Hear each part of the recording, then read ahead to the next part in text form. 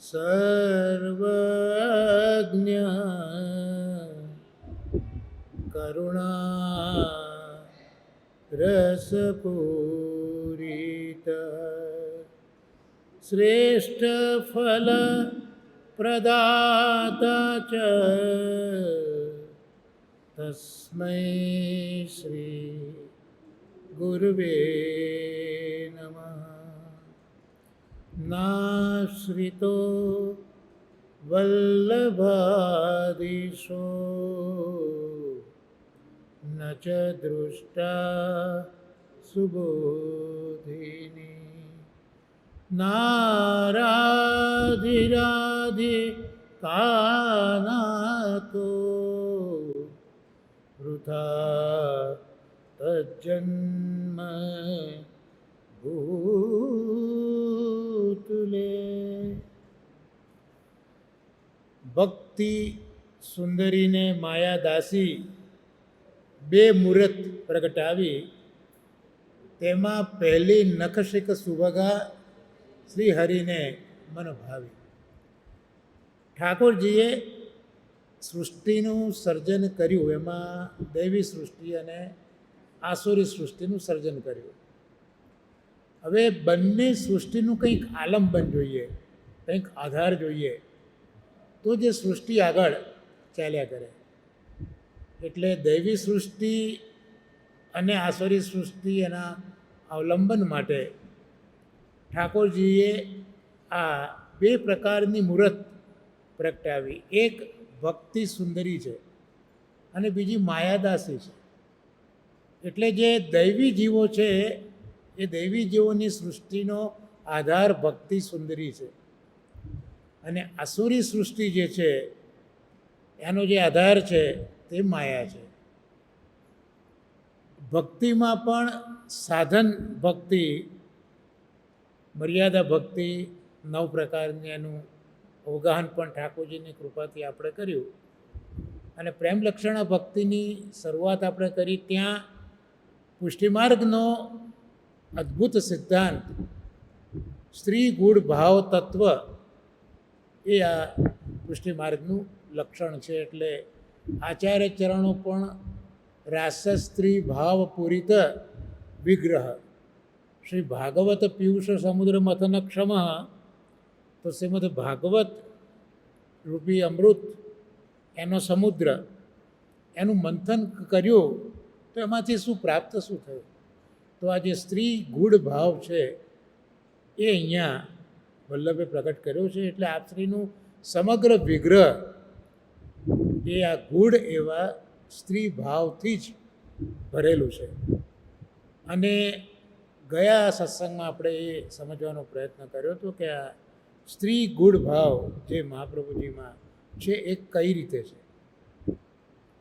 તો એના માટે આપણે જે સૌંદર્ય પદ જે ધ્યાન કરીએ છીએ તેનું અવગાહન આપણે કરવું પડે.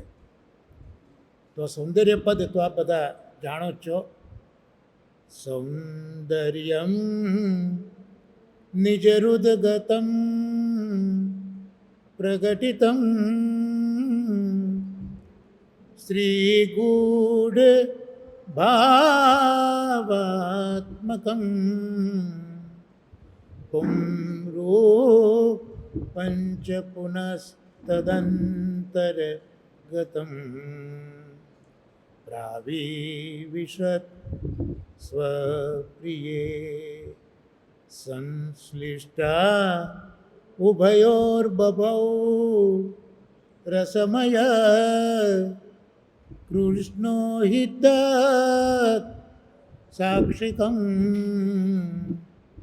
રૂપં તત્ ત્રિતયાત્મકં પરમવેદ્યં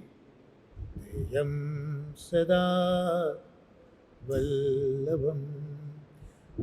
આ જે ધ્યાન સ્તુતિ છે વલ્લભની, એમાં આપણે આપણા ભાગવતના ક્રમ પ્રમાણે પહેલાં અન્વય જોઈ લઈએ. આખો આ જે શ્લોક છે એ શ્લોકમાં અન્વય શું છે? સંધિ વિચ્છેદ પણ જોઈએ, પછી એના અર્થ તરફ આપણે આગળ વધીએ. તો જે સંધિ વિચ્છેદમાં આવશે, પુનઃ તદંતર ગતમ, એટલે પુનઃ વત્તા તદ વત્તા અંતરગતમ. બીજું આવશે પ્રાવિવિશત સ્વપ્રિય, ત્યાં પ્રાવિવિશત અને સ્વપ્રિય. અને સંશ્લિષ્ટા ઉભયોર બભો, એટલે સંશ્લિષ્ટૈ ઉભયો અને બભૌ.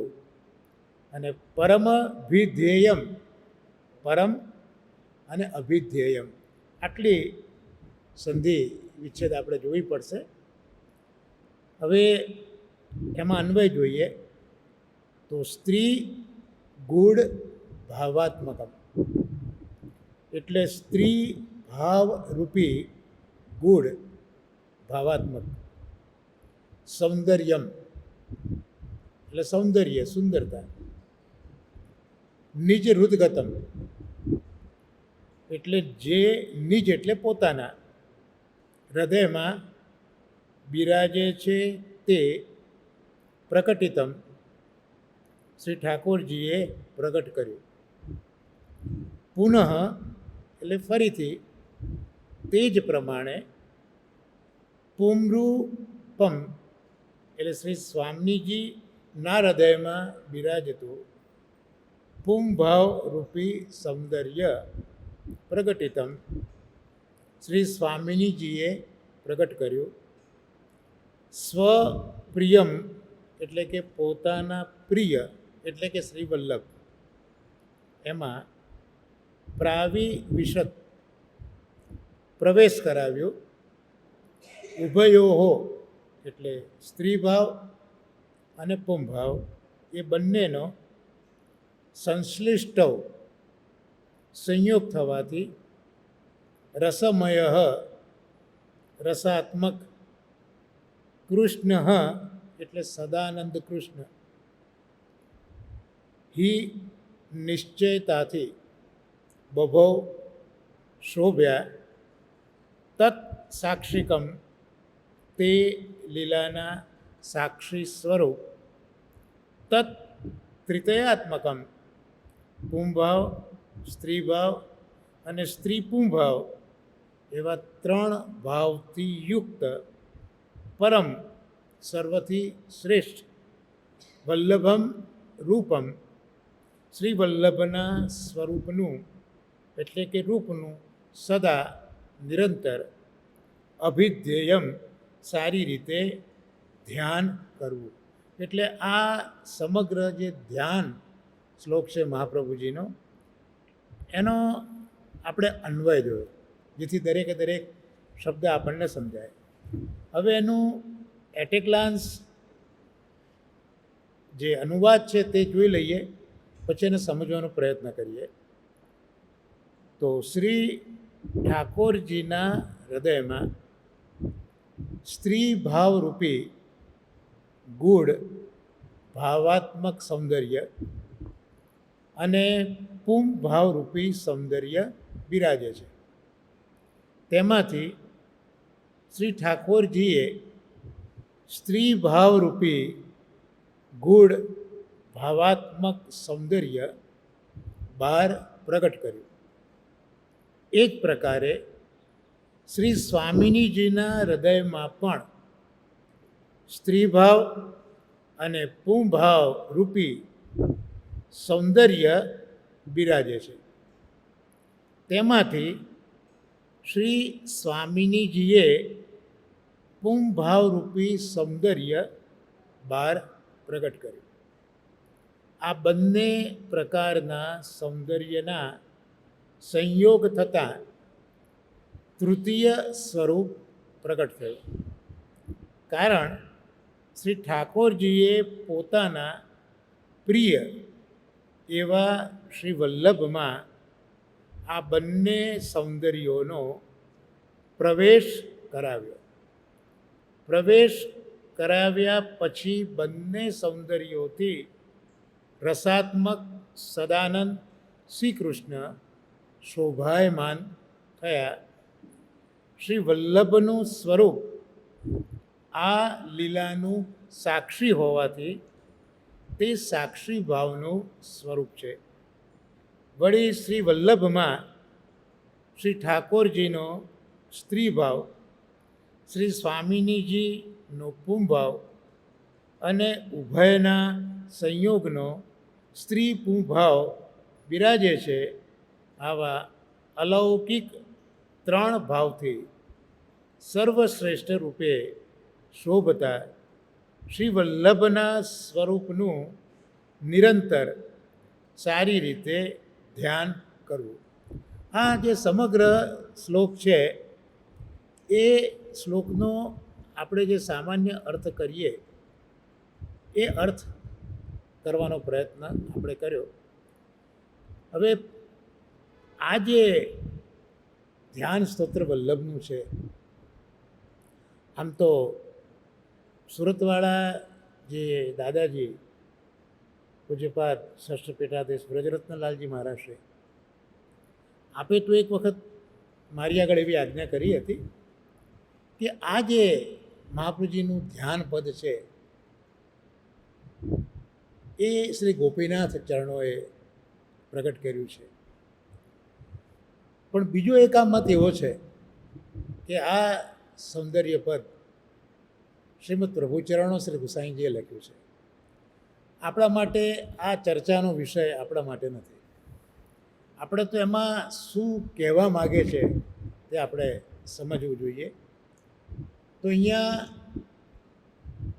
આ જે સૌંદર્ય પદ છે એના ઉપર કુલ 3 ટીકાઓ ઉપલબ્ધ થાય છે. 2 ટીકા એ શ્રી ગોકુલોત્સવજી મહારાજે લખી. આપે 2 ટીકા, એટલે પહેલાં જે ટીકા લખી હશે પછી કદાચ આપને કંઈક વધારે અંદર ઉમેરવાની ઈચ્છા થઈ હોય, ક્યાં કોકે પૂછ્યું હોય અને વધારે સમજાયું હોય એવું બની શકે છે. તો 2 ટીકા શ્રી ગોકુલોત્સવજી મહારાજે કરી છે અને એક ટીકા ગોપાલદાસ સાંચોરા કરીને કોઈક વૈષ્ણવે કરી છે. તો આ કુલ 3 ટીકાઓ આ સૌંદર્ય પદ ઉપર આપણને પ્રાપ્ત થાય છે. અહીંયા આપણે we take it four granted આ ટીકાઓના આધારે કે ગુસાઈજીએ આ લખ્યું છે પદ એવું આપણે સ્વીકારી લઈએ છીએ. તો ગુસાઈજીને આ પદ રચવાની જરૂર કેમ પડી? શા માટે શ્રી ગુસાઈજીએ આ પદ લખ્યું?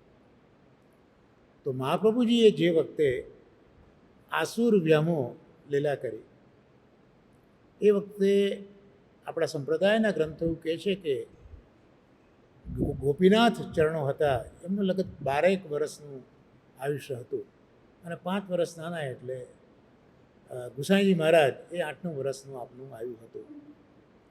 પણ મહાપ્રભુજીએ આસુર વ્યામો લીલા કરી પછી ખૂબ તાપ શ્રી ગુસાઈજી મહારાજને થયો છે. અને આ બધો તાપ આપણો લૌકિક તાપ નહીં કે એક પુત્ર એના પિતાને ગુમાવે કે એક પિતા એના પુત્રને ગુમાવે, એવો આ લૌકિક તાપ નથી, અલૌકિક તાપ છે. અને જ્યારે હૃદયમાં અલૌકિક તાપ ચરમસીમાએ પહોંચે ને ત્યારે એક ફલ ઉત્પન્ન થતું હોય છે. એટલે મહાપ્રભુજીએ સુબોધિનીજીમાં પણ આંતરમ તુ ફલમ પરમ એમ કહ્યું. પુષ્ટિ માર્ગમાં પરમ ફલ કયું? આંતરમ, જે અંદર બિરાજે છે, અંદર બિરાજી ગયા પ્રભુ, એ ફલ પુષ્ટિ માર્ગમાં ખૂબ મોટું ગણાય છે. એટલે આપણે ત્યાં પણ જે હરિરાજજી મહાપ્રભુજી, શ્રી દ્વારકેશજી, પંચમ ગુરુવાળા, આ બધાએ જે સ્વરૂપ ભાવના, લીલા ભાવના, ભાવ ભાવના આ બધા પ્રગટ જે કર્યા છે, એમાં જોવા જઈએ તો જે ભાવ ભાવના જ બહુ શ્રેષ્ઠ છે. પ્રભુ હૃદયમાં આખા બિરાજે છે એનો પ્રકાર જે આ આચાર્યોએ વર્ણવ્યું છે અત્યારના, એ વિષય આપણો નથી. પણ અંદર બિરાજતું સ્વરૂપ એ જ આપણા માટે તો બહુ મોટું ફલ છે. એટલે જ્યારે તાપ ખૂબ થયો ત્યારે શ્રી ગુસાઈજીના સ્મરણમાં એ સ્વરૂપ આવ્યું જે સ્વરૂપ નિત્ય લીલામાં હતું. શ્રી ગુસાઈજીએ તો ભૂતલ ઉપર શ્રી વલ્લભના સ્વરૂપને નિરખ્યું છે કે જાણ્યું છે, પણ અહીંયા શ્રી વલ્લભનું સ્વરૂપ જે લીલાની અંદર કઈ રીતે પ્રગટ થયું, શા માટે પ્રગટ થયું ને સ્વરૂપે શું કર્યું, એટલે પ્રાગટ્ય, સ્વરૂપ અને કાર્ય આ ત્રણ વસ્તુનું નિર્દેશન શ્રી ગુસાઈજી અહીંયા કરવા માગે છે. અને એનું કારણ એ પણ આ બધા ટીકાકાર આચાર્યો બતાવે છે કે ગુસાઈજી એ નિત્ય લીલામાં ચંદ્રાવલીજી છે અને મહાપ્રભુજી સમજાવે છે નિત્ય લીલાના પ્રકારમાં કે ઠાકોરજી એકલા હતા અને રમણ કરવાની ઈચ્છા થઈ એટલે પોતાના મુખારવિંદમાંથી સ્વામિનીજી ઇત્યાદિ પ્રગટ કર્યા. એમાં રાધિકાજી, ચંદ્રાવલીજી, લલિતાજી બધાનું પ્રાગટ્ય આ રીતે થયેલું છે. અને આમ જોવા જઈએ તો ચંદ્રાવલીજી છે એ શ્રુતિરૂપા ગોપીજનોના મુખિયા છે, એટલે વેદ જે છે એ વેદના જાણકાર છે. એટલે અહીંયા પોતે નિત્ય લીલામાં વલ્લભના પ્રાગટ્યને જોયું છે, અનુભવ્યું છે. એટલે જ્યારે વલ્લભ નિત્ય લીલામાં પધાર્યા એટલે હવે શ્રી ગુસાઈજીના અંદર જે તાપ થયો છે એ તાપથી એમને નિત્ય લીલામાં આ મહાપ્રભુજીના સ્વરૂપનું સ્મરણ થાય છે. જ્યારે જ્યારે મહાપુરુષોના દિલમાં કંઈક વ્યથા થઈ, પણ એ વ્યથા પોતાના માટે નહોતી, સમગ્ર વિશ્વ માટે હતી, ત્યારે એ વ્યથાએ, એ દુઃખે વિશ્વને કંઈકનું કંઈક દાન કર્યું છે. જેમ વાલ્મીકીજી પોતાના રહેઠાણની આગળ, ઝૂંપડી આગળ પેલા એક ક્રૌંચ પક્ષીનું યુગલ ક્રીડા કરતું હતું ને એક પારગીએ એક ક્રૌંચને વિધી નાખ્યું, એટલે જે ક્રૌંચ બાકી હતું એણે જે રુદન કર્યું છે એ જોઈને વાલ્મીકી ઋષિના મુખમાંથી અનુષ્ટુપ છંદ, આ પહેલો અનુષ્ટુપ છંદ નીકળ્યો કે એ પોતે વિચારમાં પડ્યા કે આ છંદ કઈ રીતે પ્રગટ થયો. અને બ્રહ્માજીએ આવીને કહ્યું છે તમારે હવે રામાયણની રચના કરવાની છે. તો આ જે વાલ્મીકીનો અંતરનો જે તાપ હતો એમાંથી જગતને રામાયણ મળ્યું. અર્જુન, એને પણ વિષાદ હતો, તો એના વિષાદથી વિશ્વને શ્રીમદ ભગવદ્ ગીતા મળી. અને આજે જ મેં સમાચારમાં વાંચ્યું કે કદાચ ગીતાને રાષ્ટ્રીય પુસ્તક તરીકે આ લોકો ડિક્લેર કરવાનો પ્રયત્ન કરી રહ્યા છે, તો એ ગીતા મળી. વ્યાસ મહર્ષિજી 4 વેદો ભણાવીને પોતાના પટ્ટ શિષ્યોને આપ્યા, છતાં એમ લાગ્યું ના, આમાં તો સ્ત્રીઓ, શૂદ્રો અને સંસ્કાર વગરના બ્રાહ્મણોનો તો આમાં ઉદ્ધાર દેખાતો નથી. તો મહાભારત એ પણ લખીને આપ્યું, બ્રહ્મસૂત્રો આપ્યા, વેદોમાં જે જે વ્રતો કહ્યા હતા એ બધા જ કર્યા, ગુરુઓને માન આપ્યું, અગ્નિને માન આપ્યું, છતાં એમના મનમાં જે ખેદ હતો, જે ઉચાટ હતો, એમાંથી આપણને શ્રીમદ ભાગવત મળ્યું. એમ અહીંયા અને એનાથી બી વધારે વિચારીએ તો જ્યારે મહાપ્રભુજીના વહુજી, એમને જ્યારે ખેદ થયો કે મારા બંને નાના બાળકો શ્રીમદ ભાગવતના 18,000 શ્લોકોના અધ્યયન સિવાય ભોજન લેતા નથી, બંને નાની ઉંમરના છે અને એમાં 2-3 દિવસ લાંગણના જાય છે. અને એ જે તાપ માતૃચરણના હૃદયમાં થયો એમાંથી આપણને આ પુરુષોત્તમ સહસ્ત્ર નામ અને ત્રિવિધ નામાવલી મળ્યા. તો આ એક મહાપુરુષોનો જે વિષાદ, જે એમનું અંતરનું દુઃખ, એ જગતને કંઈક ને કંઈક દાન કરતું હોય છે. અહીંયા શ્રીમદ પ્રભુચરણોના એ 10-12 વર્ષની વયનું જે આ ચિંતન હતું, તાપ હતો, અરે મહાપ્રભુનું ચિંતન જુઓ તો ઠાકોરજી પ્રગટ થઈને પુષ્ટિ માર્ગનું દાન કરી ગયા. તો આ જે ગુસાઈજીનો તાપ હતો, આરતી હતી, એમાં એ નિત્યલીલાનું પ્રાગટ્ય જોઈએ છે. અને અહીંયા તો અર્થ આપણે જોઈ જ લીધું કે ભાઈ ઠાકોરજી છે એમના હૃદયમાં પુંભાવ અને સ્ત્રી ભાવ બિરાજે છે. તો ઠાકોરજીએ પોતાના હૃદયમાંથી જે સ્ત્રી ભાવ છે તે પ્રગટ કર્યો. એવી રીતે સ્વામિનીજીના હૃદયમાં પણ બે ભાવ છે, પુંભાવ સ્ત્રી ભાવ. સ્વામિનીજીએ પોતાના હૃદયમાંથી પુંભાવ પ્રગટ કર્યો. અને આ જે ઠાકોરજીનો સ્ત્રી ભાવ એ ગુણ ભાવ કહેવાય ને, કારણ કે અંદર હતો. અને સ્વામિનીજીનો પુંભાવ એ અંદરનો ભાવ કહેવાય, કારણ કે ગુણ હતો. એ બંને ભાવો ભેટ્યા કોઈક એક ચોક્કસ જગ્યાએ, અને ત્યાં જે સ્વરૂપ પ્રગટ થયું એ આપણા શ્રી વલ્લભ છે. એટલે વલ્લભમાં કૃષ્ણ એમનો સ્ત્રીભાવ ગુણ છે, સ્વામિનીજીનો ગુણ પુંભાવ છે, અને બંને ભાવનું મિલન છે. એટલે 3 પ્રકારના ભાવ શ્રી મહાપ્રભુજીની અંદર બિરાજ્યા, એટલે ત્રિતયાત્મક સ્વરૂપ થયું. અને મહાપ્રભુજીએ આ જોયું પણ ખરું અને એના સાક્ષી પણ બન્યા, એટલે સાક્ષી રૂપ મહાપ્રભુજીનું થયું. પણ હવે આવો પ્રસંગ કેમ બન્યો? શા માટે ઠાકોરજીના હૃદયમાંથી ગુણ સ્ત્રીભાવ પ્રગટ થયો? શા માટે સ્વામિનીજીના હૃદયમાંથી પુંભાવ? એવું થયું શું? આ તો ગુસાઈજી છે, જાણે છે નિત્યલીલામાં શું પ્રકાર બન્યો તો એ આપ જાણે છે. એટલે એનું સુંદર વર્ણન આપણા માર્ગના બધા મહાનુભાવે કર્યું છે. ગ્રીષ્મકાળ કૃષ્ણકાળના દિવસો છે, યમુનાજીનો કિનારો છે, સુંદર મજાની નિકુંજ છે, અને જે વાયુ છે એ પણ નિકુંજના પુષ્પોથી સુવાસિત થઈને વાઈ રહ્યો છે, એટલે શીતળતા છે. ગરમીના દિવસો છે પણ શીતળતા છે, સુગંધિતપણું છે. અને એ વખતે કોક એક નિકુંજમાં પુષ્પની આસન ઉપર ઠાકોરજી બિરાજ્યા છે. શ્વેત ધોતી ધારણ કરી છે, શ્વેત ઉપરણો ધારણ કર્યો છે, શ્વેત પાગ છે, અને શ્વેત પાગમાં બી પાછું શ્વેત મયુર પીછ છે. અને પોતાના કંઠમાં મોતીની નાની શેર, ડબલ શેર, જેને દુલરી કહીએ આપણે, આ દાનના પદોમાં પણ દુલરીનો ઉલ્લેખ કરેલો છે. તો એ દુલરી કંઠમાં ધારણ કરી છે, અને પોતે આંખો મીચીને વીણા વાદન કરી રહ્યા છે, સ્વામીજીનું ધ્યાન કરી રહ્યા છે. અને વીણા વાદનથી બંને હાથો જે કાર્યાન્વિત થયા, એટલે જે પેલો ઉપરણો હતો એ ઉપરણો નીકળી ગયો. એટલે ઠાકોરજીનું સ્ફટિક જેવું વિશાળ વક્ષસ્થળ એ દર્શન આપી રહ્યું હતું.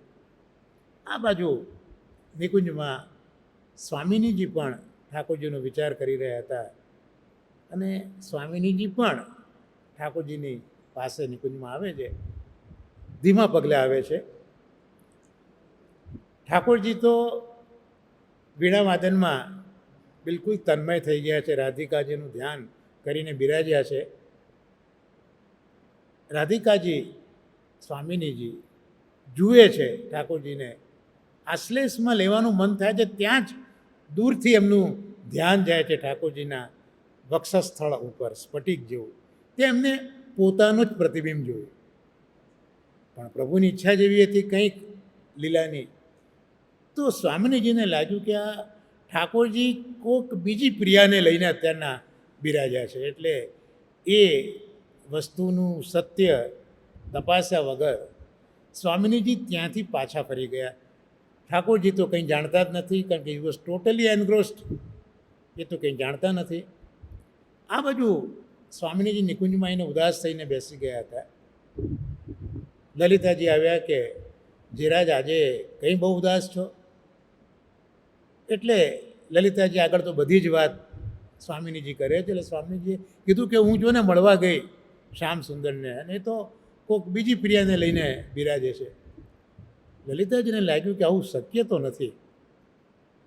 લલિતાજી વિચારે છે કે લાવ મને જરા જઈને જોવા તો દે. લલિતાજીનું જે સ્વરૂપ આપણા માર્ગમાં છે એ બહુ અદ્ભુત સ્વરૂપ છે. જેમ મગ હોય એ મગની દાળના બે બે પડ હોય, ફાડિયા હોય ને બે, એ બે ફાડિયા આમ તો અલગ હોય પણ નીચે અંગુરીથી એ જોડાયેલા હોય. એમ શૃંગાર રસાત્મક ઠાકોરજીના બે દલ, સંયોગ વિપ્રયોગ, એનું જે જોડાણ છે, જે અંકુર છે, એ આ લલિતાજી છે. એટલે આપણા માર્ગમાં લલિતાજીનું સ્થાન તો બહુ ઊંચું છે. એટલે જ દમલાજી લલિતાજી થઈને બિરાજ્યા છે ભૂતલ ઉપર. લલિતાજીને થયું કે આમાં, કારણ કે લલિતાજી ચતુર બહુ છે, લલિતાજી ચતુર બહુ છે. હસ હસ દૂધ પીબત નાથ, એ જે પદ લખ્યું છે હરિરાયજી મહાપ્રભુજી, ત્યાં લલિતાજીની ચતુરાઈનું જ વર્ણન કર્યું છે. લાડીલી અચવાય પહેલે પાછે આપ અઘાત, હસ હસ દૂધ પીબત નાથ, કનક કટોરા ભર્યો અમૃત દિયો લલિતા હાથ, લાડીલી અચવાય પહેલે પાછે આપ અઘાત. અને ચિંતામણી પણ મુસ્કાય છે લલિતાજીની આ ચતુરાઈ જોઈને. તો લલિતાજી તો ચતુરાઈ છે, એટલે એકદમ સ્વામીજીની વાતમાં એ ન આવ્યા તો કે આવું બને નહીં. એમ એમણે તો વિચારી લીધું, લેટ મી ચેક ઇટ, મને આ જોવા દો. એટલે લલિતાજી ત્યાં ઠાકોરજીની નિકુંજમાં જાય છે અને ત્યાં જઈને એમણે પણ જોયું કે આ પ્રતિબિંબ તો છે.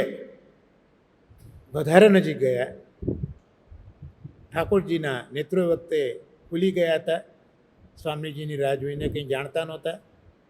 અને લલિતાએ જોયું કે આ તો મારું સ્વરૂપ છે. ઠાકોરજીએ પૂછ્યું કે લલિતા, સ્વામીજી હજી પધાર્યા નથી? લલિતાજી કહે છે કે જે રાજ, આજે તો કંઈક આવી ગડબડ થઈ ગઈ લાગે છે. હવે આમાં દોષ તો ઠાકોરજીનો બિલકુલ હતો જ નહીં. નિત્યલીલામાં પણ રીસામણા મનામણા તો નિત્યલીલામાં પણ ચાલુ છે. એટલે જ આપણા સંપ્રદાયમાં માનના પદો આપણે શયન પછી બોલીએ છીએ. કારણ કે આ એક એ પ્રકારની ક્રીડા છે કે જે હંમેશા પરસ્પરના પ્રેમને વધારે છે. કેટેલાઇઝર્સ છે આ બધું. એટલે આ સંયોગ વિપ્રયોગની લીલા તો નિત્ય લીલામાં ચાલ્યા જ કરતી હતી. પણ આજે ઠાકોરજીને લાગ્યું કે આજે મારો કોઈ વાંક મને કંઈ દેખાતો નથી. લલિતાજીને પણ લાગ્યું કે આજે કોઈ ઠાકોરજીની તો ભૂલ જેવું લાગતું નથી. એટલે જઈને સ્વામીજીને કહ્યું કે સ્વામીજી, આમાં ઠાકોરજીનો વાંક નથી, હું જઈને આવી છું, મારું પ્રતિબિંબ દેખાયું, એટલે પ્રતિબિંબ તમારું જ હતું, પણ તમને કંઈક ગેરસમજ થઈ છે. પણ સ્વામીજી માનવા જ તૈયાર નથી કે ના, એવું બને જ નહીં.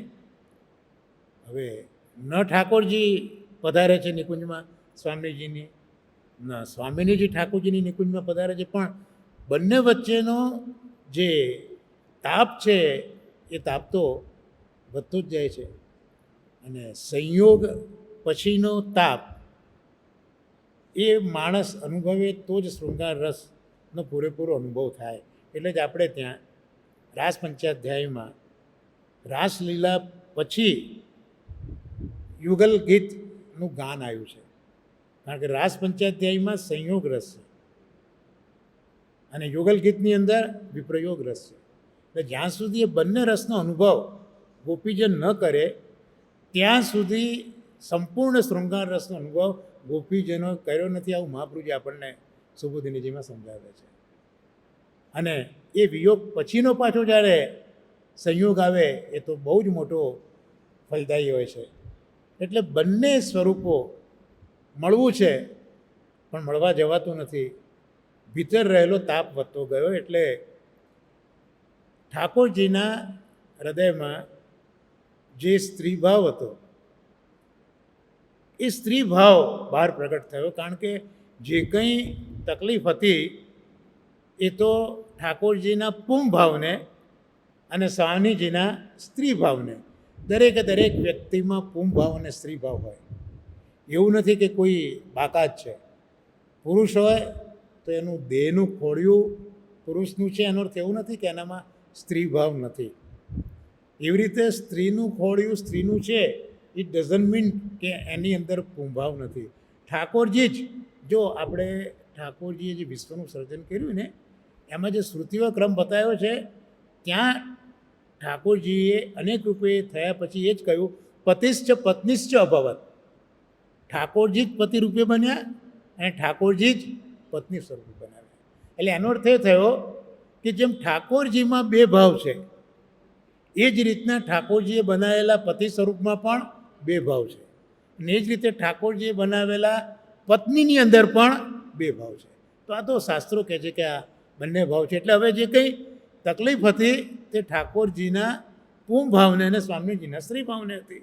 એટલે હવે અંદર જે ઠાકોરજીની અંદર સ્ત્રી ભાવ હતો, જેનો કોઈ પ્રોબ્લેમ નહોતો, એ પછી બહાર પ્રગટ થયો. અને આ બાજુ સ્વામીજીની અંદર જે ગુણપૂમ ભાવ હતો તે પ્રગટ થયો. અને એ બંને ભાવ એકબીજાની નજીક ચાલવા માંડ્યા, અને એક એવી જગ્યા આવી જ્યાં બંને ભાવ એકબીજાને ભેટી પડ્યા. અને જે ભેટ્યા એ જે સ્વરૂપ છે તે આપણા શ્રી મહાપ્રભુજી છે, એવું અહીંયા કહેવા માગે છે.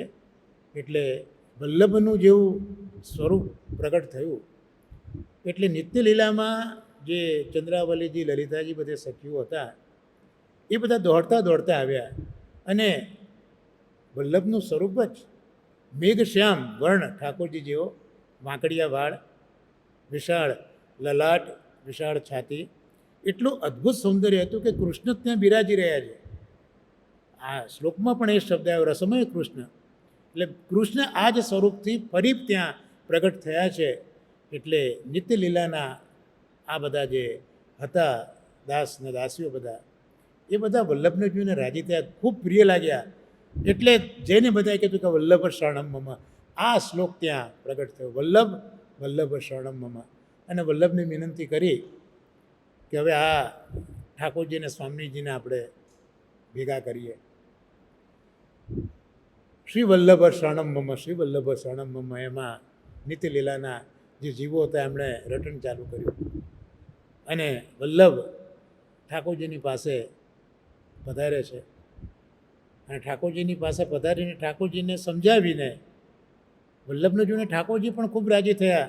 એટલે એમને પોતાને જે માન હતું એ બધું વલ્લભને જોઈને દૂર થઈ ગયું. અને બધા લઈને સ્વામીજીની પાસે આવે છે.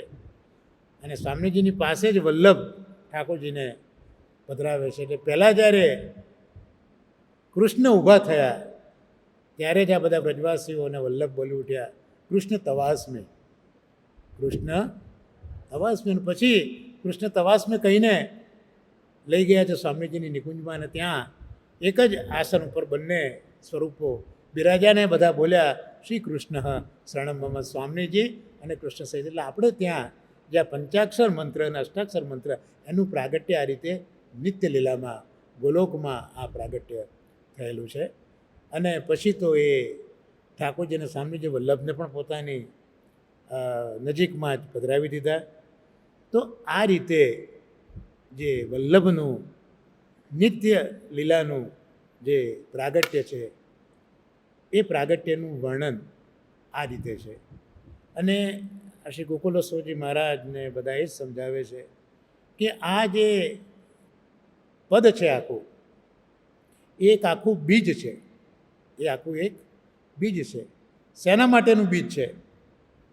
તો ગુસાઈજીએ વલ્લભાષ્ટક ગ્રંથ લખ્યો, શ્રી ગુસાઈજીએ સપ્તશ્લોકી ગ્રંથ લખ્યો, અને શ્રી ગુસાઈજીએ સર્વોત્તમ સ્તોત્ર લખ્યું. તો આ ત્રણે ત્રણ જે સ્તોત્ર છે એનું મૂળ એ આ સૌંદર્ય પદ છે. એટલે જેમ બીજ હોય, બીજમાંથી એક વૃક્ષ થાય, એ વૃક્ષમાં ફૂલ લાગે અને વૃક્ષમાં ફળ લાગે, એવી રીતે આ સૌંદર્ય પદ બીજાત્મક એમાંથી વલ્લભાષ્ટક પ્રગટ થયું, એ વૃક્ષ થયું. અને વલ્લભાષ્ટકમાં શ્રી વલ્લભનું જે અલૌકિક સ્વરૂપ છે એ અલૌકિક સ્વરૂપનું વર્ણન કરવામાં આવ્યું છે. તો આ વૃક્ષ પ્રગટ થયું, એમાંથી પુષ્પ આવ્યા. તો જે સપ્ત શ્લોકી છે, અથવા જેને કૃષ્ણ પ્રેમામૃત ગ્રંથ તરીકે પણ આપણે ઓળખીએ છીએ, તો એ વૃક્ષ ઉપર આવેલા પુષ્પો છે. અને જે ફળ છે તે સર્વોત્તમજીના 108 નામો છે. તો આ રીતે આ સૌંદર્ય પદ એ આ રીતે બીજ છે, એમ અહીંયા સમજાવે છે. અને પ્રત્યેક જે શબ્દો છે એ શબ્દોનો પણ કંઈક વિચાર એ આ બધા ટીકાકારોએ કર્યો છે. બહુ લાંબુ તો આપણે આમ નથી વિચારતા, પણ એક તો આ આખો જે આપણે શ્લોક બોલ્યા એ શ્લોકનો છંદ કયો છે? આ શ્લોકનો છંદ શાર્દુલ વિક્રીડિત છંદ છે. શાર્દુલ વિક્રીડિત એટલે આપણે બહુ નાના હતા ત્યારે બધા છંદો ભણેલા હતા. તો શાર્દુલ એટલે સિંહ. એ જે વિશિષ્ટ રીતની ક્રીડા કરે છે એ રીતે આજે આખો શ્લોક આપણે બોલીએ તો એઝ ઇફ જાણે કે સિંહ ચાલી રહ્યો હોય પોતાની ચાલથી. સિંહની ચાલ જુદી છે, હાથીની ચાલ જુદી છે, હંસની ચાલ જુદી છે. આ બધી જ ચાલ ઠાકોરજીમાં તો છે જ, પણ અહીંયા જે સિંહની ચાલ છે એ ધીરે ધીરે ચાલે, આજુબાજુ જોતો જાય. એટલે આના પરથી શબ્દ પડ્યો સિંહાવલોકન. કોઈ પણ પુસ્તક હોય એના અવલોકન બે રીતે થાય. એક સિંહાવલોકન, બીજું વિહંગાવલોકન. વિહંગ બહુ ઊંચું આકાશ ઉડી શકે, એટલે બહુ લાંબો વિસ્તારે જોઈ શકે. એટલે પુસ્તકને તમે ખૂબ લાર્જલી તમે જુઓ ને મૂલવો તો દેટ ઇઝ વિહંગાવલોકન. અને સિંહાવલોકન તો સિંહ બિચારો ધીમો ચાલીને આમ થોડું જુએ, દેટ ઇઝ સિંહાવલોકન. અહીંયા આ શાર્દુલ વિક્રીડિત છંદ એ આ સિંહની ચાલ સાથે સંકળાયેલો છે. એમાં દરેક છંદમાં શબ્દોની સંખ્યા નક્કી હોય. તો અહીંયા આ છંદમાં 19 શબ્દો હોય. અને આપણે ગાતા વચ્ચે અટક્યા પણ ખરા બે જગ્યાએ. સૌંદર્યમ નિજરુદગતમ પ્રગટિતમ, બરોબર? આ 12 અક્ષર આપણે અટક્યા. સ્ત્રી ગૂઢ ભાવાત્મકમ, આ 7 અક્ષર અટક્યા. તો આ 19 અક્ષરમાં આને સંસ્કૃત ભાષામાં યતિ કહે. યતિ એટલે પેલા જે જતિ હતા તે નહીં, પણ જ્યાં જગ્યાએ વિરામ આપણે લઈએ છીએ ને ગાતા યતિ કહેવાય એને. તો એક 12 અક્ષર એને, એક 7 અક્ષર. તો 12 અક્ષરનું યતિ આ મહાપ્રભુજીના ધ્યાન સ્તોત્રમાં એટલા માટે કે જેમ ઠાકોરજી 12 અંગવાળા છે એમ મહાપ્રભુજી પણ વસ્તુતઃ કૃષ્ણ હોવાથી 12 અંગવાળા છે. એટલે આ 12નો યતિ અને પછી 7 યતિ આવે. તો જેમ કૃષ્ણ એ 6 ધર્મ સહિત 7મા ધર્મી શોભે છે, એમ વલ્લભ પણ 6 ધર્મ સહિત 7મા ધર્મી શોભે છે. તો આ વસ્તુતઃ 12 અંગવાળા કૃષ્ણ જ 6 ધર્મી સહિત બિરાજે છે, એમ અહીંયા ગુસાઈજી મહારાજ આપણને કહેવા માગે છે. તો આ મહાપ્રભુજીના આ સમગ્ર ધ્યાનના શ્લોકને જો આપણે હવે સમજીએ ધ્યાનપૂર્વક, સદા બોલીએ, તો પેલો સિંહ જેમ ધીમી ગતિ આવે એમ વલ્લભ પણ આવી સિંહ ગતિથી ચાલતા આપણા હૃદયના સિંહાસન પર આવીને પધારી જાય. એ ગતિથી આવે અને આપણા હૃદય ઉપર બિરાજી જાય. માટે અહીંયા આ શાર્દુલ વિક્રીડિત છંદનો અહીંયા ઉપયોગ કર્યો છે. અને ત્યાં સૌંદર્યમ એટલે સુંદરતા. તો સુંદરતા કોને કહેવી? બાહ્ય સૌંદર્ય, એને સુંદરતા કહેવી. તો અહીંયા ગોકુલ ઉત્સવજી મહારાજ વગેરે સમજાવે છે કે અહીંયા સુંદરતા એટલે બાહ્ય સૌંદર્ય સાથે સુંદરતાનો સવાલ નથી, પણ બાહ્ય અને આંતર એ બંને સૌંદર્ય જ્યાં બિરાજે છે એવું સૌંદર્ય એ શ્રી વલ્લભનું છે. એટલે અહીંયા જે સૌંદર્યમ શબ્દ જે છે એ શ્રી વલ્લભના બાહ્ય સૌંદર્ય અને આંતર સૌંદર્ય. અને હવે જો આ સમગ્ર લીલાનો આપણે વિચાર કરીએ તો વલ્લભનો જે બાહ્ય દેખાવ છે એમાં ઠાકોરજીનો જે ગૂઢ જે પ્રગટ જે પૂંભાવ છે, પ્રગટ પૂંભાવ જે છે એ આ વલ્લભના બાહ્ય સ્વરૂપમાં આપણને દેખાય છે. અને વલ્લભની ભીતર સ્વામીજીનો જે બાહ્ય સ્ત્રી ભાવ છે તે છે. અને જે આંતરભાવ એ વલ્લભની અંદર પાછા બિરાજે છે. એટલે વલ્લભના સ્વરૂપમાં ઠાકોરજીનો પુંભાવ જે બાહ્ય છે તે, સ્વામીજીનો સ્ત્રી ભાવ જે બાહ્ય છે તે, અને બંને સ્વરૂપના જે ગૂઢ ભાવો છે તે, આમ ત્રણેય સ્વરૂપો વલ્લભની અંદર બિરાજે છે. તો આ સૌંદર્ય આ રીતે અહીંયા વલ્લભનું આપણે ગણવાનું છે. નિજ રુદગતમ એટલે જે આપણે આગળ આખો શ્લોકનો આ પ્રસંગનો વિસ્તાર કર્યો, તો એ નિજ રુદગતમ ઠાકોરજી પોતાના હૃદયમાં બિરાજેલું અને સ્વામીજીએ પોતાના હૃદયમાં બિરાજેલું પ્રગટિત કર્યું સ્ત્રી ગુણ ભાવ. હવે અહીંયા શબ્દ વાપર્યો સ્ત્રી ગુણ ભાવ. પહેલાં તો ગુણ ભાવ અને ભાવ. ભાવ એટલે શું? ભાવ એટલે સ્નેહ, ભાવ એટલે પ્રેમ. અહીંયા ભાવ એટલે ચીજ વસ્તુનો જે ભાવ કરીએ કે આટલા રૂપિયા કિલો, એ નહીં, પણ ભાવ એટલે સ્નેહ, ભાવ એટલે પ્રેમ.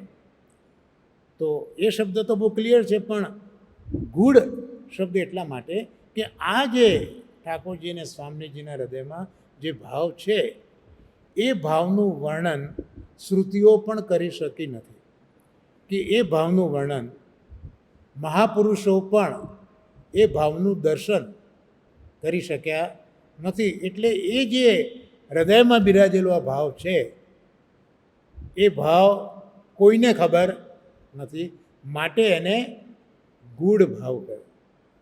અને સ્ત્રી ભાવ એટલા માટે કે સ્ત્રીઓમાં જે લજ્જા, સ્ત્રીઓમાં રહેલી જે ચારુતા, જે સરળ સ્વભાવ, સહજતા, સેવાકીય તત્પરતા, આ બધું જે સ્ત્રીઓમાં સામાન્ય રીતે હોય એ પુરુષોમાં હોતું નથી. એટલે જે આ ભાવ છે, પ્રેમ છે, એ હંમેશા સ્ત્રીઓનો વિષય છે, પુરુષોનો વિષય નથી. એટલે મહાપ્રભુજી સુબોધિનીજીમાં પણ આજ્ઞા કરે છે કે વ્રજની સ્ત્રીઓને પ્રભુએ અનુભવ કરાવ્યો પોતાના સ્વરૂપનો, અને સ્ત્રીઓ દ્વારા ગોવાળિયાઓનો ઉદ્ધાર છે, એવું મહાપ્રભુજી સુબોધિનીજીમાં લખે છે. સ્ત્રીઓ દ્વારા જ, એટલે વ્રજની સ્ત્રીઓ દ્વારા વ્રજના પુરુષોનો ઉદ્ધાર છે. અને ઠાકોરજી પોતે પણ વ્રજની સ્ત્રીઓ માટે જ પ્રગટ થયા છે. સ્ત્રી શું સવઈ રેમે આજ્ઞા કરી છે કે સ્ત્રીઓની અંદર જ પ્રભુ રમે છે, કારણ કે આ એક ગૂઢ ભાવ છે. તમે કાત્યાયની વ્રતનો પણ જો આપણે વિચાર કરીએ તો કાત્યાયની વ્રત દુનિયા જે રીતની કહેતી હોય તેમ પણ ઠાકોરજીએ બોલાવ્યા ગોપીજનોને, અને સૌ પોતપોતાના વસ્ત્રો લઈ જાઓ આવી આજ્ઞા કરી. તો એ પોતપોતાના વસ્ત્રો લઈ જાઓ એ શું કહેવા માગે છે? અને વસ્ત્રો જે દાળ ઉપર ચડાયા છે તે શું છે? સાહેબ, મહાપ્રભુજી જેવા આચાર્ય કોઈ ન મળે. ઠાકોરજીની આપણા પર કૃપા છે કે આપણા હૃદયમાં આ પુષ્ટિ બીજ મૂકી દીધું અને મહાપ્રભુજી મેળવી આપ્યા. તો આ બધા ભાગવતના પ્રસંગો આપણને સ્ફુટ થાય યથાર્થ રીતે. ગોપીજનોએ જે વસ્ત્રો ઉતાર્યા છે, આમ તો જોવા જઈએ તો એ વખતે ગોપીજનોનું આયુ 5 વર્ષનું છે. સુખદેવજીએ દારિકા શબ્દ વાપર્યો છે. ઘેર ટાઈમ મળે તો ભાગવત ખોલીને જોજો વ્રતચર્યાના પ્રસંગમાં. સુખદેવજીએ આ ગોપીજનો માટે દારિકા શબ્દ, એટલે દારિકા કોને કહેવાય? 5 વર્ષની જે છોકરી હોય એને દારિકા કહેવાય. એટલે હમણાં જે આ સાંજી લીલા ગઈ ને, એ સાંજી લીલા આ દારિકાઓનો પ્રસંગ હતો, આ કુમારિકાઓનો પ્રસંગ હતો. એટલે કુમારિકાઓએ વસ્ત્રો જે મૂક્યા, મૂળ વ્રત કેમ કર્યું છે? એમને ભજનાનંદ જોઈએ છે, કૃષ્ણને પતિ તરીકે પ્રાર્થ્યા છે, ભજનાનંદ જોઈએ, રાસનું દાન જોઈએ છે. તો હવે રાસમાં ભજનાનંદ માણવો હોય તો હંમેશા ઠાકોરજીએ જ્યાં સૃષ્ટિનો ક્રમ કર્યો, જેમાં પુંભાવ અને સ્ત્રીભાવ મૂક્યો, એમાં પુંભાવ એ હંમેશા ભોગતા હોય, પુંભાવ હંમેશા ભોગતા હોય, અને સ્ત્રીભાવ હંમેશા ભોજ્ય હોય, સામગ્રી હોય. આ જ હંમેશા પ્રકાર નિત્યલીલામાંથી ચાલ્યો છે. પણ અહીંયા જ્યારે રાસનું દાન કરવાનું છે, ભજનાનંદ લેવો છે, તો હવે જે કુમારિકાઓ છે એ ગોપીજનોની અંદર ભોક્તા તરીકેનું સામર્થ્ય આવે તે હવે જરૂરી છે. કારણ કે અત્યાર સુધી તો એ કુમારિકાઓ ભોજ્ય છે, સ્ત્રી ભાવ છે, પણ હવે જ્યારે રાસનું દાન કરવું છે ત્યારે એમનામાં પું ભાવ, ભોગતા ભાવ લાવવો જરૂરી છે.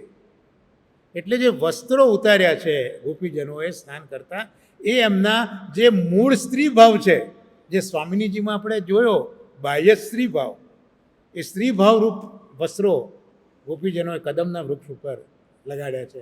અને ઠાકોરજી આજ્ઞા કે સૌ પોતપોતાના વસ્ત્રો આવીને લઈ જાઓ. એટલે એ દરેક ગોપીજનોનો જે પું ભાવ છે, જે અત્યાર સુધી સ્વામીજીની અંદર જેમ છુપાયેલો ગુણ ભાવ હતો, એ પું ભાવવાળા વસ્ત્રો તમે આવીને લઈ જાઓ. તો એ પું ભાવવાળા વસ્ત્રોથી એ રાસલીલામાં પોતે ભોગતા બની શક્યા. તો આ બધા ભાવો હમણાં જ આ ષષ્ઠપીઠાધીશ શ્યામ મનોહરજીના વચનમાં બધું સાંભળે, એમાં બધું બહુ જ ક્લેરિટીથી આપે સમજાવ્યું છે. એટલે અહીંયા આપણો આ પ્રસંગ અત્યારના સ્ત્રીભાવ, ગુણભાવ ને બધું ચાલી રહ્યું છે. એટલે આ બધા ભાગવતના પ્રસંગો મગજ ઉપર ઠાકોરજી ફ્લેશ કરે છે કે આ બધી જ વસ્તુઓ બતાવે છે કે સ્ત્રી ગુણ ભાવ એટલે સ્ત્રી ગુણ એટલા જ માટે કે કોઈને ખબર નહોતી. ભાવ એટલે સ્નેહ, અને સ્ત્રી એટલે આવો ભાવ સ્નેહ સ્ત્રી જ કરી શકે, બીજા કોઈ કરી ન શકે. તો સ્ત્રી ગુણ ભાવ એ આ શ્લોકમાં જે શબ્દ છે ત્યાં અહીંયા સમજાયો. સૌંદર્યપદ જોયું, નિજ રુદગતમ જોયું, સ્ત્રી ગુણ જોયું, અને પછી પરસ્પર પ્રવેશ્યું અને ખૂબ શોભ્યા. કારણ કે જે કંઈ માન હતું એ તો ઠાકોરજીને સ્વામીજીને હતું, એમની ભીતર રહેલા ગુણ ભાવોને તો કોઈ માન હતું જ નહીં. માટે જે પરસ્પર ભેટ્યા અને પછી ખૂબ શોભ્યા. કારણ કે એ જે સ્વરૂપ છે એની અંદર ત્રણ વસ્તુઓ ભેગી થઈ, એટલે ઠાકોરજી પછી અત્યંત શોભાયમાન થયા. અને ત્યાં પછી આવી રીતનું કીધું કે આવું જે આ સ્વરૂપ છે એ સ્વરૂપનું આપણે નિત્ય ધ્યાન કરવું જોઈએ. વલ્લભના સ્વરૂપનું આ નિત્ય ધ્યાન કરવું જોઈએ. તો આ તો બહુ ટૂંકની અંદર આપણે આ જે આખું સૌંદર્ય પદ છે એને સમજવાનો થોડો પ્રયત્ન કર્યો છે. બાકી ટીકા તો બહુ વિશાળ ટીકા છે, પણ આ થોડું ઘણું આપણને આ અત્યારના જે આપણી આ ટૂંક ચાલી રહી છે વલ્લભાખ્યાનની, એમાં આ જે ભક્તિ સુંદરીમાં જે શ્રી ગુણભાવ જે આપણા વલ્લભમાં જ બિરાજે છે, આપણે રોજ આ પદ બોલીએ છીએ, પણ એ પદનું હાર્દ શું છે આ બધું. એટલે no doubt credit goes to પરમ ભગવદ રમેશભાઈ પરીખ, ગોલોકવાસી. એમણે આ બધા ટીકા સાહિત્ય ભેગા કરીને ખૂબ આ સુંદર વર્ઝન એમણે આ પદનું આપણી આગળ રજૂ કર્યું છે. તો આ રીતે આ સ્ત્રી ગુણ ભાવ જોયો. ત્યાર પછી માયાને દાસી કહી છે. એનો અભિપ્રાય એવો છે કે જે દાસી છે એનો સ્વામી સાથેનો સત્તાનો સંબંધ છે. સ્વામી હોય એટલે દાસી હોય, સત્તાનો સંબંધ છે. તો પણ સ્વામીના જે મુખ્ય સેવકો હોય એ મુખ્ય સેવકો પાસે આ માયા જઈ શકતી નથી. જો શ્રીમદ ભાગવતમાં પણ આપણે જોઈએ શરૂઆતના સ્કંદની અંદર વ્યાસ મહર્ષિજી પણ જુએ છે દર્શનમાં, પોતાના સમાધિમાં, કે ઠાકોરજી છે અને એમના ચરણ આગળ પેલી માયાનું દર્શન પણ કરે છે. પણ જે ભક્તો છે એને પેલી માયા કશું કરી શકતી નથી. એ દર્શન આપણને ભાગવતમાં પણ જોવા મળે છે. તો આ જે માયા છે એ માયા એ ભલે સ્વામી સાથે સંકળાય છે, પણ સ્વામીના જે મુખ્ય સેવકો એટલે જે ભક્તો છે, આ પુષ્ટિમાર્ગીય ભક્તો, એની આગળ માયા જવાનો પ્રયત્ન કરી શકતી નથી. એટલે આપણે દુર્વાસા આખ્યાનમાં પણ જો ઠાકોરજીએ કહ્યું દુર્વાસાને કે ભાઈ મારી ભક્તિ કર્યા પછી 4 પ્રકારના મોક્ષો મળે તે પણ મારા ભક્તો લેવા માટે રાજી નથી. તે એટલે માયાનો પ્રભાવ ત્યાં આપણને જોવા મળતો નથી. આવી રીતે આપણે જોઈએ તો બ્રહ્માજી દસમ સ્કંદની અંદર જે 3 અધ્યાય પ્રક્ષિપ્ત છે, અગાસુરને મર્યા પછી જે બધા પ્રસંગો અત્યારના કહેતો નથી, બહુ લાંબુ વિવેચન નથી કરતો, પણ બ્રહ્માજી આવ્યા છે અને બ્રહ્માજીએ પરીક્ષા કરી છે અને પરીક્ષામાં નિષ્ફળ ગયા. અને પછી બ્રહ્માજીએ 14મા અધ્યાયમાં જે સ્તુતિ કરી છે ત્યાં બ્રહ્માજી આ જ વસ્તુ કહેવા માગે છે કે માયા છે એના માયાની બેડીઓમાં લોકો બંધાઈ ગયેલા છે. પણ જે તમારા ચરણના આશ્રિત છે એના ઉપર માયા કશું કરી શકતી નથી. એટલે માયાનો પ્રભાવ ભલે વિશ્વમાં દરેક ઉપર હોય, પણ જે ભગવાનના ભક્તો છે એના ઉપર માયા કશું કરી શકતી નથી. બાકી તો માયાની બેડીઓ, અહંતા, મમતા, એનાથી આપણે બધા બંધાયેલા છે. શાસ્ત્રીજીએ કહ્યું હતું ને કે આપણે બધા જેલની અંદર છીએ. શેમાં છીએ આપણે? જેલમાં છે. જેલમાં જે હોય એ લોકોના હાથે પગે શું બાંધ્યું હોય? બેડી બાંધી હોય, બરાબર ને? તો આપણે પણ આ માયાની અહંતા મમતા રૂપી બેડીથી બંધાઈ ગયેલા છે. એટલે આ ગૃહ છે આપણા માટે કેવું થઈ ગયું છે? કારાગાર બની ગયું છે. એ આ બ્રહ્માજીની સ્તુતિ પર આપણા શાસ્ત્રીજી આ મહાપ્રભુજીના વિચારોના રીતે રજૂ કરેલા હતા કે આપણે બધા જે માયાના દાસ છીએ એ આપણે આવી જ રીતે ઘર એ આપણું ઘર નથી, પણ ઘર આપણા માટે કારાગાર બન્યું છે. અને જેમ પેલો કેદી હોય એ હાથ પગમાં બેડીથી બંધાયેમાં આપણે પણ અહંતા મમતાની જે માયાની બેડીઓ છે એનાથી બંધાયેલા છે. આવું વર્ણન આપણે આ જોવા મળે છે માયાનું. પછી આગળ કહ્યું કે 2 મુહૂર્ત પ્રગટાવી. ભાઈ આ ભક્તિ સુંદરી અને માયા દાસે તો કહી, પણ હવે એ બધી રૂપવાળી છે કે અરૂપ છે? તો કહ્યું કે 2 મુહૂર્ત પ્રગટાવી એવી વાત કરી. તો 2 મુહૂર્ત અહીંયા પ્રગટાવી, તો બંને મૂર્તિ છે એવું અહીંયા સૂચન કર્યું છે. તો પછી અહીંયા કઈ રીતે શક્ય બને? કારણ કે કોઈ જગ્યાએ આવી રીતના ભક્તિ અને માયા એની કોઈ આકૃતિ હોય એવું તો વર્ણન કોઈ જગ્યાએ જોવા મળતું નથી. તો અહીંયા શા માટે મૂર્તિ, ભક્તિની મૂર્તિ, માયાની મૂર્તિ એવા શબ્દો કેમ અહીંયા વાપર્યા છે? ત્યાં આપણે મહાપ્રભુજીની સિદ્ધાંત મુક્તાવલી ગ્રંથ આવે કે દરેક પદાર્થો જે છે એ પદાર્થો 3 સ્વરૂપવાળા છે: આધિભૌતિક, આધ્યાત્મિક અને આધિદૈવિક. એટલે અહીંયા ભક્તિ અને માયા એનું પણ મૂર્તિ સ્વરૂપ તો બિરાજે છે. અને સૌથી સચોટ જે પ્રમાણ આપ્યું છે શ્રી જીવનજી મહારાજે, આ જે 2 મુહૂર્ત પ્રગટાવી કે ભક્તિ અને માયા એ મૂર્તિ સ્વરૂપ છે, એનું પ્રમાણ જે આપણે આપ્યું છે એ પણ દસમ સ્કંદની અંદર જ્યારે અક્રૂરજી ઠાકોરજીને બળદેવજીને રથમાં પધરાવીને લઈ જાય છે અને ગોકુળના ગોંદરે આવે છે, ત્યાં જમનાજીની અંદર જે બ્રહ્મરુદ છે ત્યાં વિસામો લે છે. ઠાકોરજીને બલરામજી સ્નાન કરીને પાછા રથમાં બિરાજે છે. અને પછી અક્રૂરજી પોતે ઉતરે છે યમુનાજીમાં. પહેલાં ડૂબકી મારે છે, પહેલાં સ્નાન કરે છે, પછી ડૂબકી મારે છે. ડૂબકી મારીને ધ્યાન કરે છે કૃષ્ણનું. અને એ વખતે રથમાં બિરાજેલા ઠાકોરજીને જુએ છે. એટલે વિચારવું પડે કે પ્રભુ તો રથમાં બિરાજ્યા છે ને અહીંયા મને દર્શન થાય છે, કંઈ ભ્રમ તો નથી થયો મને? એટલે પાછું મસ્તક ઊંચું કરીને જુએ છે રથમાં, તો ઠાકોરજી તો બિરાજેલા છે.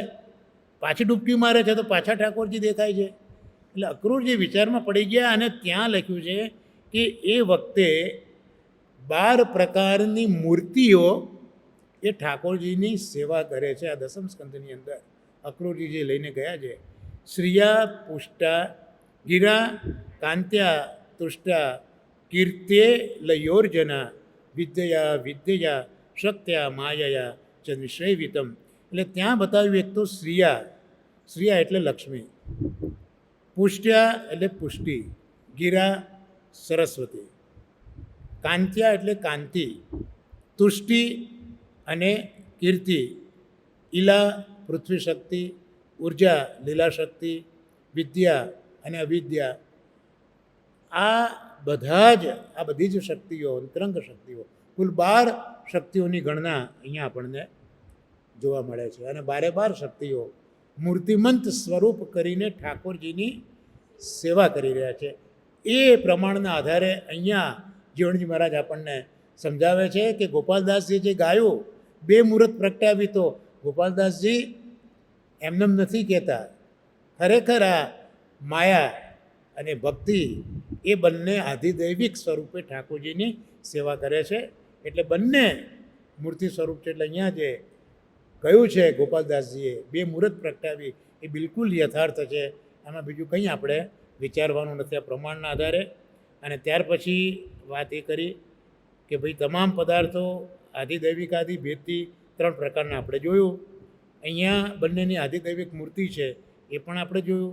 લૌકિકમાં તો આપણે સુંદર કોને કહીએ કે બે ચાર અંગો સારા હોય તો પણ આપણે એને સુંદર કહીએ. તો શું ભક્તિના પણ બે ચાર અંગો સારા હશે એવું આપણને વિચાર આવે? તો ત્યાં કહે છે કે ના, એવું નથી, તેમાં પહેલી નખસિક સુભગા. એટલે આ ભક્તિ દેવીના એક બે અંગો સુંદર છે એવું નથી, પણ નખથી લઈને શિખા સુધી એ સર્વાંગે સુંદર ભક્તિ છે એવું અહીંયા કહેવા માગે છે. અને એટલે જ ટૂંકના અંતમાં કીધું શ્રી હરિને મન ભાવી.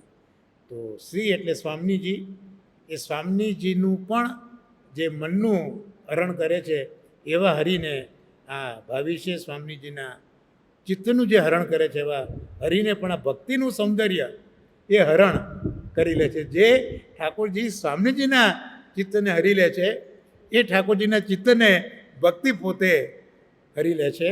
આથી અહીંયા આ આધિક દૈવિક સૌંદર્યનું અહીંયા પ્રકાર જોવા મળે છે. તો આ રીતે લગભગ ત્રણેક આપણા સત્સંગો 18મી જે ટૂંક છે એમાં ગુસાઈજીની કૃપાથી, જીવનજી મહારાજના આશીર્વાદથી આપણે આજે આ 18મી ટૂંક અહીંયા વલ્ભાખ્યાનમાં અહીંયા આપણે સંપન્ન કરી છે. આ તો એક એવો સાગર છે કે જેમાં જેટલા અંદર ઉતરીએ એટલું ઓછું છે, પણ જે કંઈ આપણો અધિકાર હોય એમ ઠાકોરજી દાન કરતા મારો બી અધિકાર તો જોઈએ ને પાછો.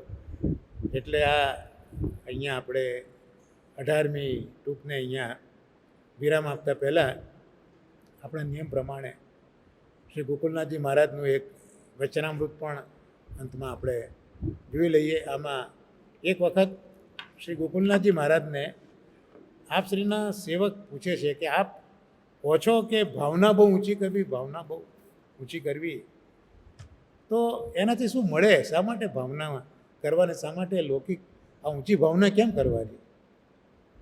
ત્યાં ગોકુલનાથજી મહારાજ સમજાવે છે કે ભાઈ ભાવના તો હંમેશા ઊંચી કરવી.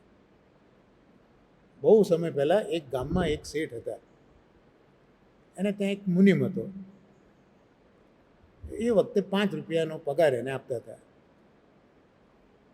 હવે આ જે ચાકર હતો એમનો, ગુમાસ્તો જે હતો, એને કન્યા તો લેવી હતી, પણ 5 રૂપિયાનો પગાર ને એ વખતે નાતમાંથી કન્યા લેવા જાય તો 3000 રૂપિયા જોઈએ. હવે એટલા તો એની પાસે હતા નહીં. તો એને મનથી નક્કી કર્યું કે ભાઈ મનથી જ આપણે ભાવ કરો ને, ભલે લગ્ન નથી થયા પણ મનથી ને મનથી ભાવ કરવામાં શું વાંધો છે?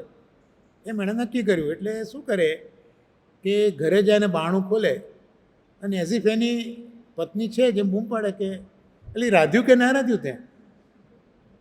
પછી જઈને એ જ રસોઈ બનાવે બિચારો.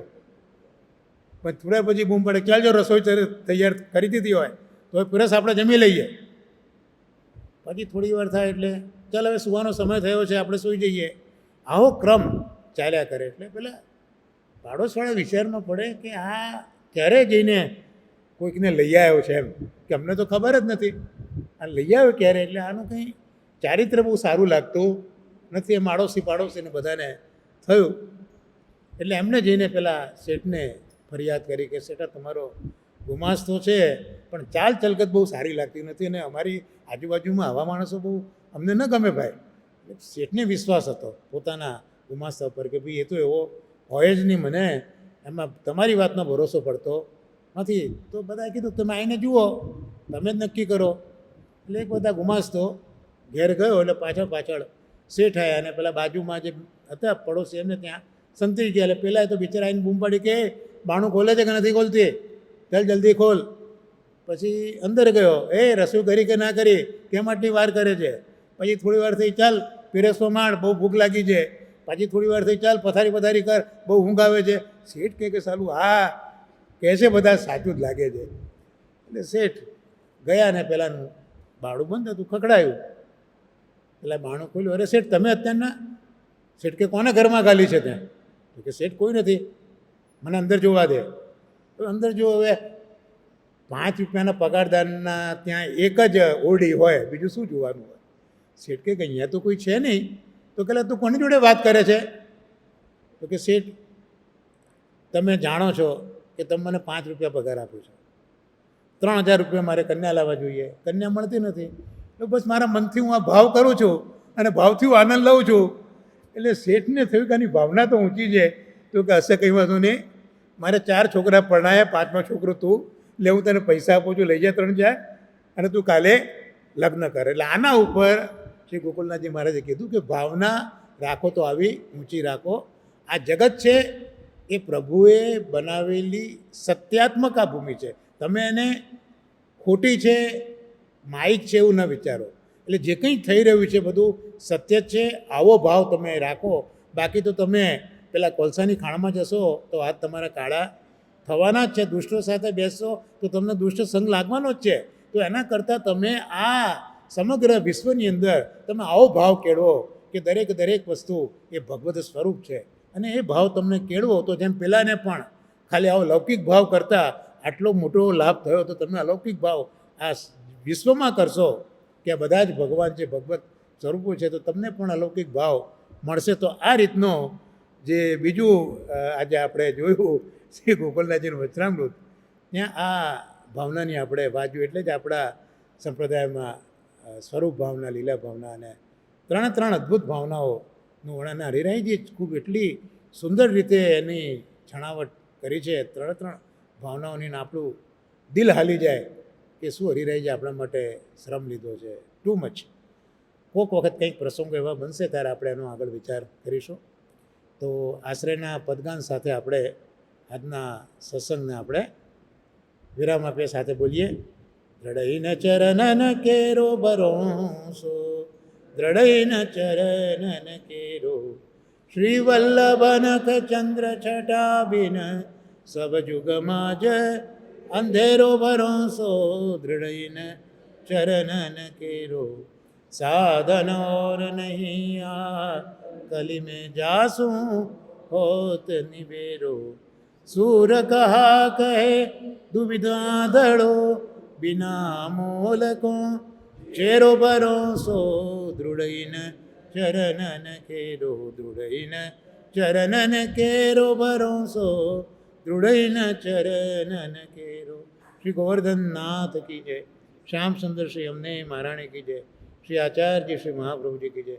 सर्वे वैष्णवों ने भगवत स्मरण ने